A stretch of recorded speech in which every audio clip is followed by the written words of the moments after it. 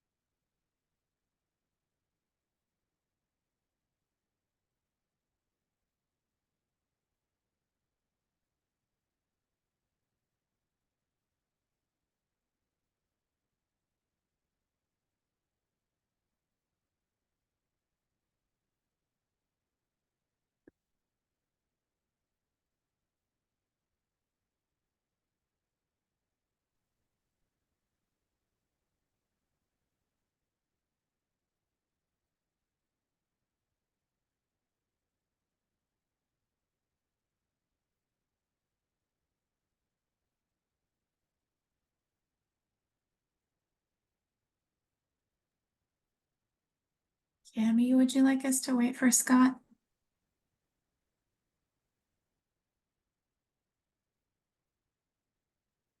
We just got a text from Scott. He's in Zoom purgatory trying to get in, but we can go ahead and get started. Oh Um, no. so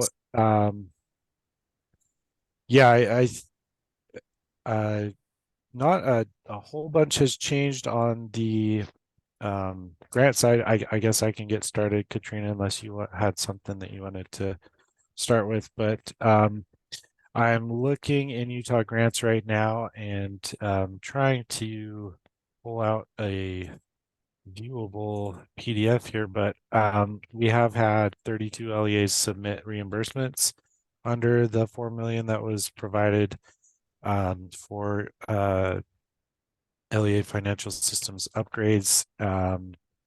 So we've and I'm trying to get a dollar amount here. Sorry, just one second. Um, but anyway, we have had the 4 million all be obligated by LEAs and have a couple on couple of LEAs that would like to still use some of those funds if they are available. So I think the plan is we'll keep an eye on these reimbursements as they roll in, and if there are some LEAs that don't use their full award, we can go ahead and re-award that remainder and try and cover as many LEAs as we possibly can. But anyway, it has been well utilized, that 4 million at least initially, and like I say, we've had 32 LEAs submit reimbursements this far, so try and get a full amount there for you real quick. Sam, yes. do you know how many LEAs have requests in that currently are incapable because the money's already obligated? I would have to do a little bit of research, Royce. When it's a competitive grant, I would just have to do a little bit of research. It's not a huge number. And most of those are in the situation where they applied, after most other LEAs have applied and things like that, or for one reason or another hadn't quite submitted their application or things like that. But I believe that number's under 10. So That's helpful. yeah, it's not a huge number. But yeah, I do have the total here. It looks like we have reimbursed or are in the stages of reimbursing 1.2 million thus far. So anyway, that's mostly what I have on my update. Trying to scan the list through here to see if any of those on the call are those that have submitted. Todd, I don't see yours yet, but let's see. I don't know. Let's see. Brent either. But anyway, so it seems to be humming along just fine that way on the grant side and distributing that 4 million. So any other questions or things I can provide that way? What's the latest that you expect these reimbursements to take place? I mean, is there a deadline when this money may get swept? Is sort of the question I'm getting at. Yeah, we have not set an official deadline, so I think it would be good if maybe the group could help come to a consensus there on that deadline for the reimbursements. I want to, give folks plenty of time, but I was thinking maybe, maybe 6 months or so from our current time. So if we said something like next end of November, then we could re-release those funds that haven't been requested for reimbursement, and we would obviously follow up with those LEAs that have been awarded and not submitted anything for reimbursement to see if there are any extenuating circumstances or anything like that. But any qualms about doing that sort of a time frame? Sam, before we decide on a time frame, do we want to talk about USIMS API and the usage and all of that jazz so everybody feels comfortable with where we're at there so that we can talk about whether that's a realistic time frame? I think that would be great, Katrina. Okay, perfect. In that case, Dawn, I'm going to put you on the spot and let you talk about which FISs we've integrated and who we're talking with and all that jazz. Sure. So we were talking, and I apologize, I don't have the virtual background. I switched new laptops. As far as we've contacted and got responses from a number of vendors that are used to LEAs. Right now, we've been in communications with several of them. Tyler Technologies, Skyward, Polaris, Link, and then there's a data provider that works with Academic West called Tops Technology that's working on implementing a plugin with QuickBase to share information with USIMS. So those are all vendors that we're in progress of working with right now. Like I said, we're scheduled to begin testing with Tyler here a little bit later this summer. We've been communicating with them and those other vendors here for the last several months, answering their technical questions and what have you. So we're making good progress there. As far as our the timelines that we've communicated with the vendors is that okay, this year, calendar year 2024, we'll be doing like pilot submissions. So each of those vendors have selected one LEA that they'll be submitting their and their submissions, like they can do their budgets, which is later this summer, and the actuals from the previous year. The due dates via to USB are the same, like, but they can submit to USIMS a little bit later. So we'll do that pilot this year to make sure everything's working correctly with USIMS. Once everything's okay with that, we'll do parallels next year. So all of the LEAs using those platforms, we'll do both. We'll do both to make sure that everything's working correctly. And then once we confirm that's good, we'll we're scheduled in calendar year 26 that we'll solely use USIMS as a source of record for financial submissions. Don, I didn't hear you mention Power School. I'm sorry. I apologize. I did not mention Power School, but they are also on the list. We've published the API to them, and their technical team is working on it, just like they are with Skyward, Tyler, Link, and the others. There was a question in the chat, Don. How is the communication with the districts that write their own FIS systems? So with both, we've published the Finance API as well to Davis and to Central Utah. So we've got just in the last probably month or two, we've published the Finance API to those vendors as well. So we're just getting going with them as on. Kind of this we're using the same approach with them as we do the external vendors. And if I may add, we had a great meeting during our on-site with Davis District on the SIS side, but some of their financial people were there as well, and they're very excited about creating APIs with us and getting things connected. We've already had success on the student side, so we've had great feedback, at least from Davis. I don't know that I've heard from Severe yet. That's the other one, right? Severe. Yeah, Central Utah is one of the, yes. Most Severe school district writes their own, yeah.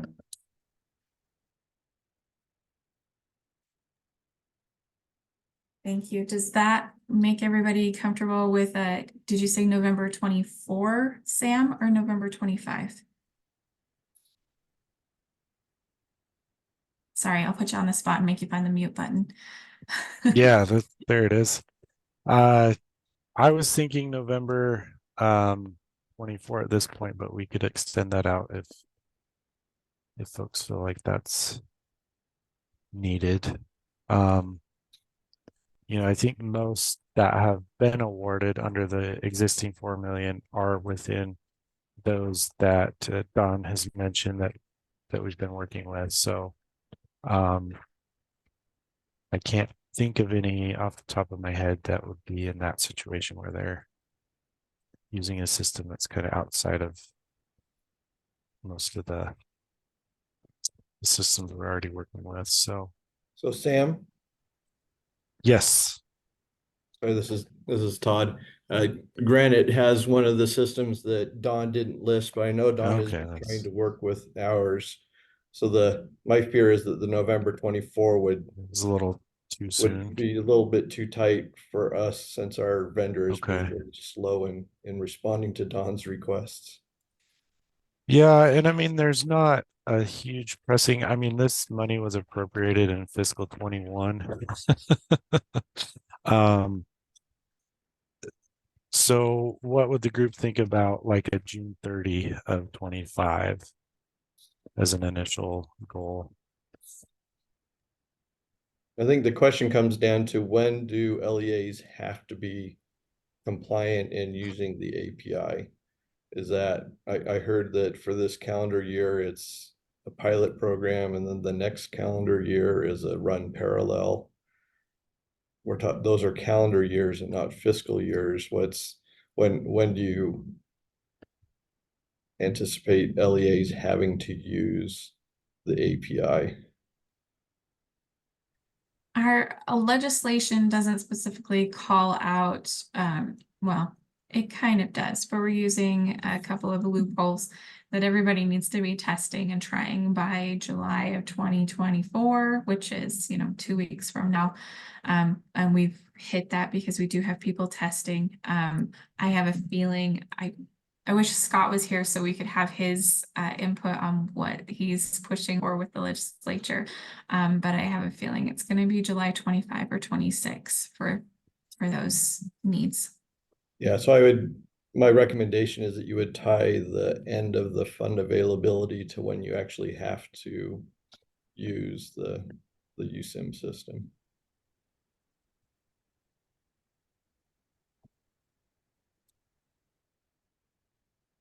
Doesn't give us much pushback to roll over to those who haven't, to those 10 or so who haven't been able to get the funds.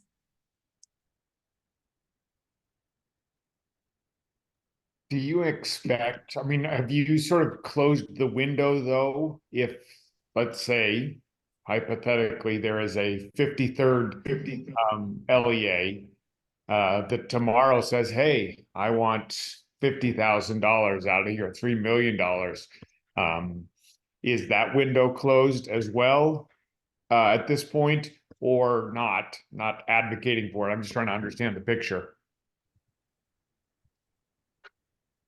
So my thinking, and I'm open to discussion on this, would be that we would prioritize those that have at least applied in this initial window, on a kind of a first come first served basis. But then, let's say we've got 500,000 left, and those 10 LEAs, again, don't hold fast on these numbers until I go through the list, but those 10 LEAs use up 300,000, and then we've got 200,000 left. I want to get all of this out, so I wouldn't say, Royce, that they'd be excluded from applying, even if they haven't done so still at this juncture. So does that help? It is. That's helpful. Thank you. So yeah, I don't anticipate, where this is one time and it's been around since 21. I don't anticipate a huge, I'll tell Ben to stay away from clawing back this balance, but no, that would be kind of my thinking, is let's get it out as much as we possibly can. So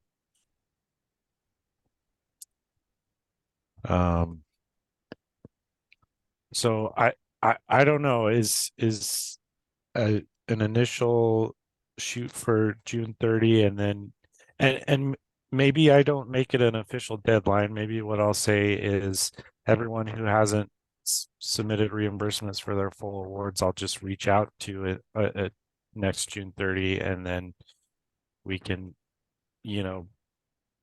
let's say, Todd, you're still,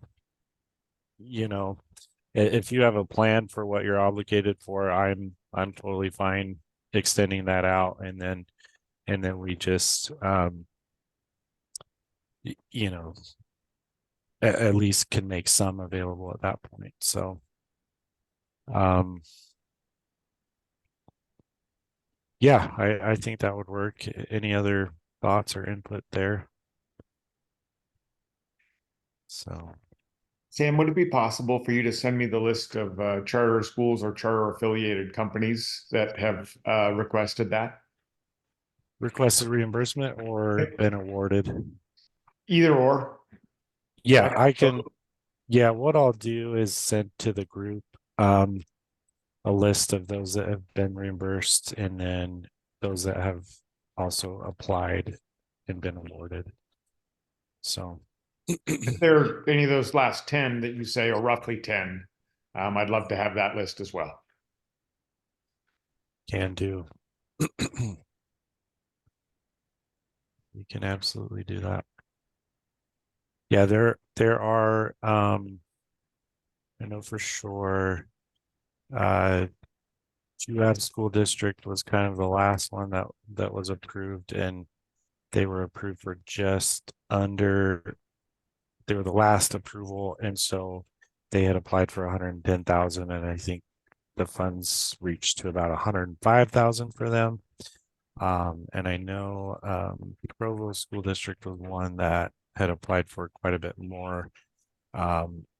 Theirs was an add-on to their kind of their timekeeping system, so it wasn't as much of a core function of, you know, their actual financial accounting system. And so they are one of those in that list. I'm struggling to think of specific charters that are on that short list of 10, Royce, but yeah, I'll get those pulled out for you. So Appreciate that. Thank you. you bet. So anything else on my end?